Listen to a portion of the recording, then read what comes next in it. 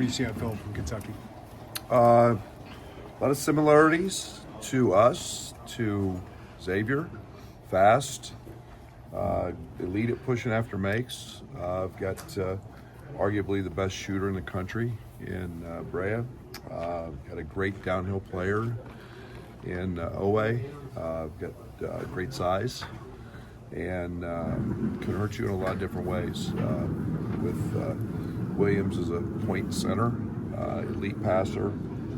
They're a very, very good cutting team, and you see why they're a 3 seed. I guess with so few upsets in the first round, there's a lot of kind of incredible matchups today and tomorrow. Just what do you make of Illinois, Kentucky, Sweet 16 on the line? It's 2 really good, proud programs, and that have great fan bases, that have are worthy of being here.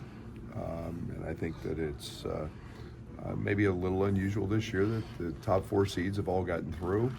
That doesn't happen very often, but I think it speaks to the strength of the SEC, what everybody's talked about all year, and the strength of the Big Ten.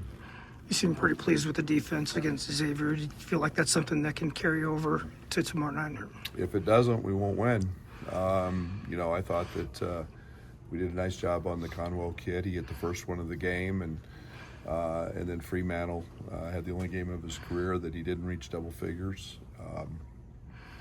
But there's still room for improvement, and I liked our rebounding. I thought that was the big difference in the game. But you've got to guard and rebound in the NCAA tournament, or you go home. When you go back to look at the game last night, where was Will Riley most effective in the win last night? A lot of areas. He became a facilitator for us. He became a guy that, they made a change, in terms of their ball screen coverage. They started hard hedging Kasparis, and, rightfully so. He had 10 assists, and he was distributing at a high level. And he just became a guy that was a secondary option that facilitated, got downhill, and they weren't doing that as effectively with him as they were with KJ. So had a nice game and hit a couple pretty into the shot clock tough shots. Brad, is it fair that your younger guys last night played with more emotion than you've seen in a while? KJ, Will, and Tommy, especially Will. Yeah, Will was different. To me, that's what this tournament brings out. It's fun and emotion and the raw passion for the game. I've said, those guys love the game. They don't love what the game brings them. They love the game, and that's the way you should play. Is invested in the game with your emotion and your desire to want to win. And I think all 3 of those guys did that. 2 of your best players obviously come from overseas. Why was it so important to invest overseas for Illinois basketball? What was the approach to try to make sure you got the best players that fit? Yeah, we've always been invested in overseas guys. We've had a lot of European guys over the years that have been very good. NIL's changed maybe the quality of the player that we can get. And I've said many times the basketball world's pretty small. We've known about Kasparis for years. Everybody's known about Big Z and Tommy forever. The 7-1 twins. It's not a small world. So we go over about every month to 6 weeks. We'll continue. It fits our university. We have a very diverse university. I like coaching them. There's a maturity that I think a lot of these young guys bring, and they fit us and fit our program.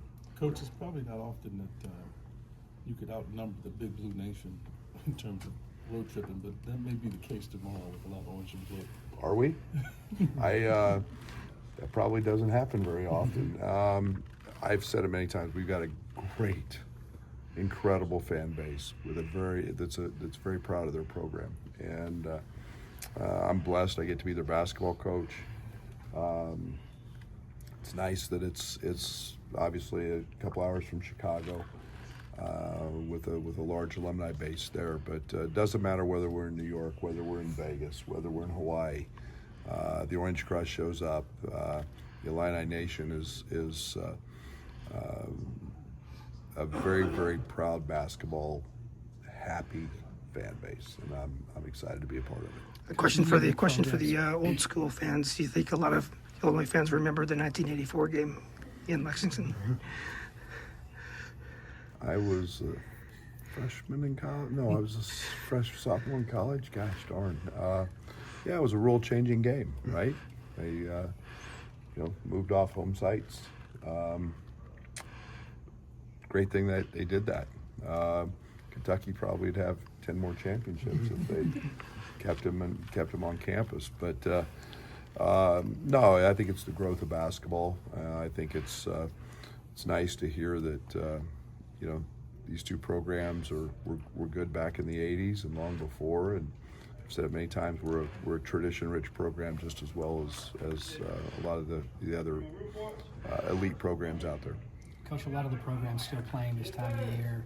It's the same coaches, the same programs year in and year out. What are the values that you preach to your team that allow your team to be in this position year in and year out? It's really simple. Everyday guys showing up, doing your job every single day, and enjoying the moment and enjoying, we have a saying, play hard, have fun, and enjoy the thrill of an all-out effort. And when you do that, the guy to your right, the guy to your left gets to smile just as much as you do doing it. And we don't vary from that. Character is important. We want character guys in our locker room. I think that's how we've been able to do that this year with 10 new guys and a lot of young guys. So it's the staples of what we do haven't changed. Yes, we have good players, and that's important, but the character piece is equally as important. What would it mean to make another run in the tournament with such a new team, such a new roster after you did last year? I want to make a run with whatever team I have.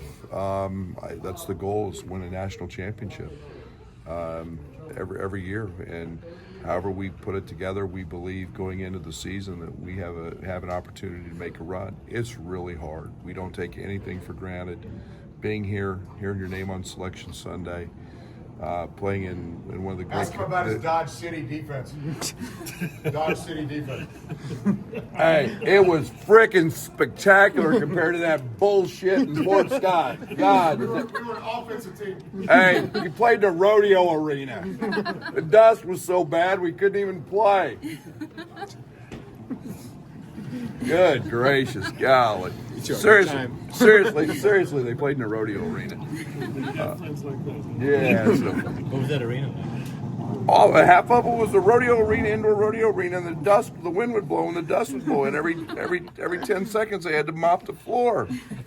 I mean, I shouldn't say anything. I was in Dodge City. We were the cowboy capital of the world. So, but good dude, good coach. What's it like that you guys are both here in the NBA arena playing in the tournament? Yeah, we're just a bunch of JUCO guys that coach ball, and we get to live out our dreams, and that's what this thing's about. Just as much for coaches as it is for players, and that's what makes this fun and enjoyable. And you meet a lot of really good people along the way, and Chris is one of them.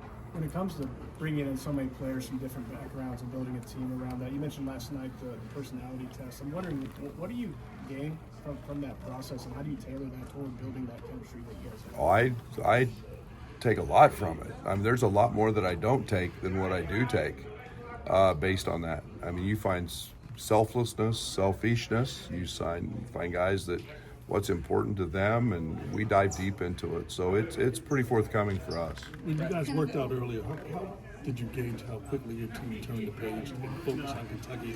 It probably helps that you are playing Kentucky to get their attention. Yeah, we talked a lot about that last night in the locker room after the game. We talked about it at the hotel. It's something I didn't do a very good job of in the Big Ten tournament, turning the page. We enjoyed the Iowa win way too long, and it's next game where you go home and you've got to get mentally engaged. We had an inspired practice today, and it didn't go too long, but we got after it again, and mentally we've got to get a few more hours here tonight to keep them ingrained in what is the next task, which is Kentucky. You talked a lot about Kylan's leadership. When you brought him to Illinois, what told you that he could be that guy? We had an advantage. We'd recruited him for a long time before he went to Arizona. And we knew what he was. I thought he had a chance to be an outstanding defender. I loved the fact that it didn't matter if he was playing in a high school game, playing an AAU game, he always guarded the other team's best player. And to me, that's a characteristic that you know, as a young man, as a 5-star player, that he's pretty selfless. He takes pride in winning. All that was really, really important in him coming back to us. And you know, he's young. He's still 19, and yet he's a guy that has a wealth of knowledge and experience. And he's not afraid to lead. He's not afraid to communicate and tell guys things sometimes they don't want to hear. So really glad he's on our team. What's the value of him? What's the value of him going through failure and sharing that with the young guys who are going through it for the first time this season? There is no such thing as a perfect season. Every player goes through ups and downs, has bad moments, has good moments. Every team has good moments and bad moments. And to have somebody who's lived in those moments and been through them and understands, and on the other side of that, you've got to have willing listeners. And this group of guys has been willing listeners, and he's offered a lot of that up. To dovetail off your answer on Bam, he has mentioned the 17 and 18-year-old version in Arizona didn't care about scouting reports, didn't watch a whole lot of film, wasn't as locked in. I'm just curious, what do you think flipped for him once he got back here? You grow up, maturity, and I'd like to think no other options. For us, if you don't do those things, you don't play. I am not trying to say he didn't do that at Arizona, but I think the one thing that you know, guys grow up and there's a maturity that happens, and you realize it's all that stuff's there to help you, and so it's a big part of that. One of the toughest schedules that you guys have had, 3 SEC teams. How is that going to help your guys prepare for Kentucky tomorrow? Arkansas, Missouri. Who else did we play? Alabama. Alabama, Tennessee, 4. Sorry. And the scrimmage his dumbass. We're exhibition them.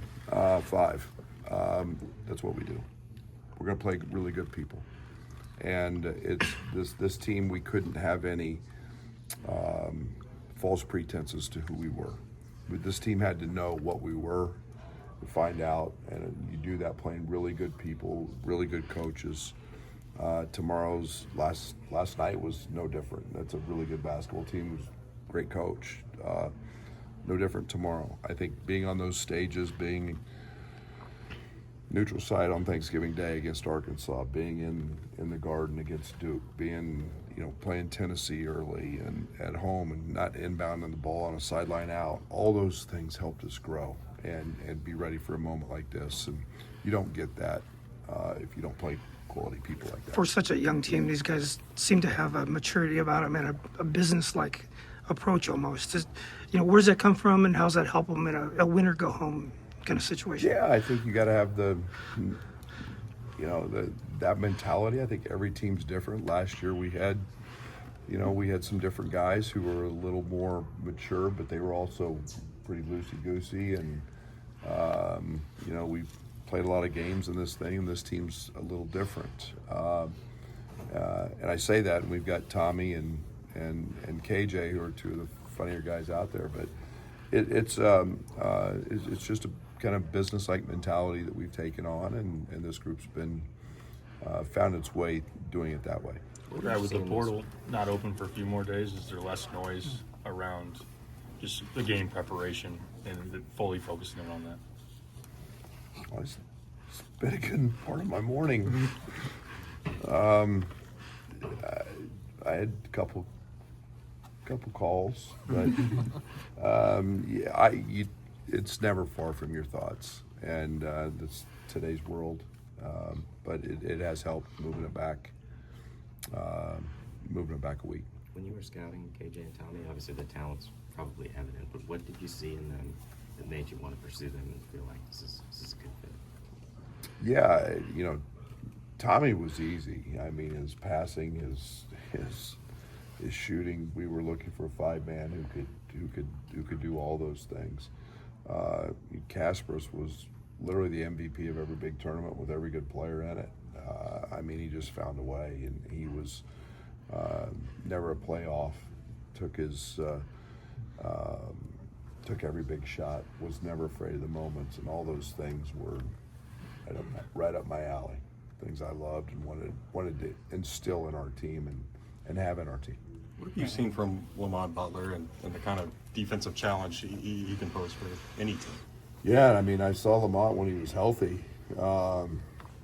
He's obviously fighting the shoulder, but you're talking about a big, strong guard who's very versatile, can do a lot of things. He's equally as gifted on the other side of it. And defensively, you can't just talk offense with him. But his size, his physicality, his ability to distribute, make plays for others is at a really, really high level. And he's a guy that when they didn't have him, they missed him. And obviously he's back doing all those things. Brad, on the roster building front, both of you guys don't have, Kentucky and you don't have much continuity. That's pretty different than the historical norms of winning in March. Like, what does it say about the new era of college basketball that you can win with brand new teams? Yeah, and I think Mark's situation's a little different. I think that's going to be very much the norm for coaches in their first year. I think you're going to see complete rebuilds. I think you're going to see some of those things as well when you do what we did last year, which was purposely choose to get very old. But I think it's one of those things that allows itself. NIL, great programs with great fan bases, great facilities, all those things allow you to be invested in terms of getting quality players and get back here. How important is it to get the personalities right when you're doing that? Not just the skill sets on the court, but all of it. For us, it's huge. I wouldn't want to speak on somebody else, but knowing who I want in my locker room is a big piece to our success and what we and how we want to continue to build this.